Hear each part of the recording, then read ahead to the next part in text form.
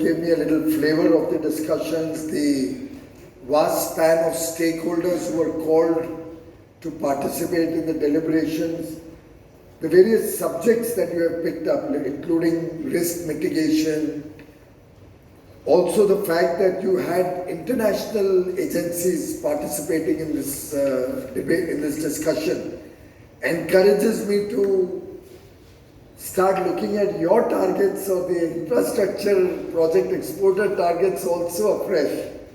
And I would like to place on record my deep appreciation towards Exim Bank for getting all of us in this room together and giving us an opportunity to deliberate our future, the Indian business future in this, if you ask me, very nascent sector, but one full of potential, one which has immense scope in the years to come. The outset, my apologies, I got terribly late, but today has been a very, very tough day in the office. We have so many negotiations going on simultaneously for free trade agreements, and we are in the midst of G20 preparations as we speak, so a large part of my day went between UK negotiations and G20 discussions on our presidency next year. And we have the Italian minister in India, the trade minister, with whom we have extensive discussions tomorrow. And I must share with you, he's coming to India. This is his first visit overseas for a bilateral post-COVID. It's almost after 2 years.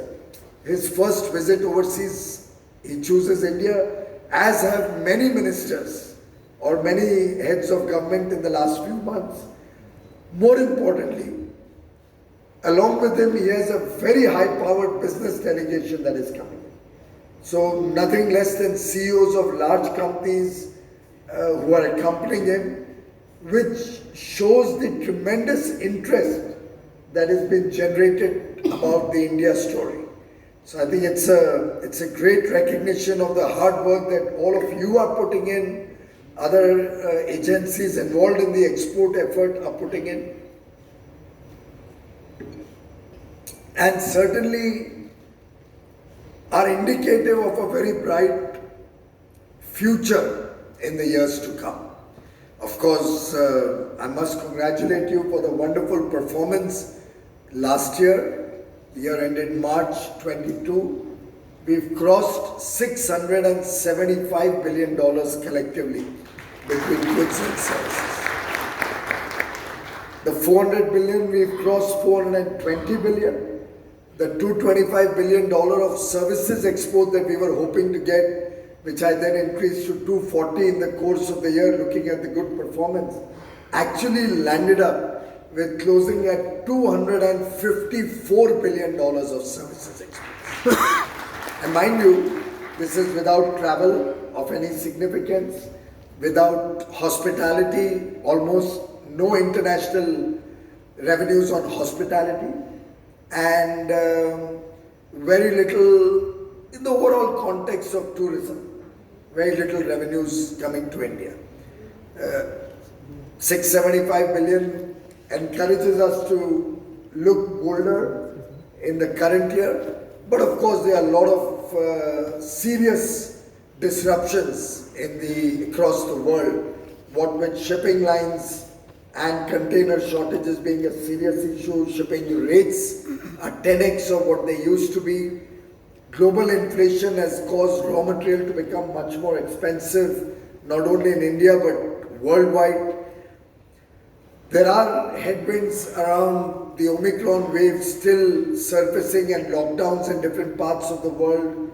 There are serious concerns around overall supply chain disruptions, because any one place goes into a lockdown, we don't know where the ramifications will lead to. And of course, the Ukraine-Russia conflict cannot be ignored. And it is at a very critical juncture with a lot of confusion and a lot of complications in our international trade at the moment. Despite all of that, I'm happy to share with you the April goods export figure. It's 38 billion, the highest ever an April has ever seen. is the second highest in a month we've ever done. The highest we've done is in March 22, which was about 42, 43 billion, I think, and 38 billion in a April month. And we all know, all of us who are in business, all of us who are engaged in the export or for that matter, any economic activity, know that April is usually a subdued month after the March growth or the effort we put in.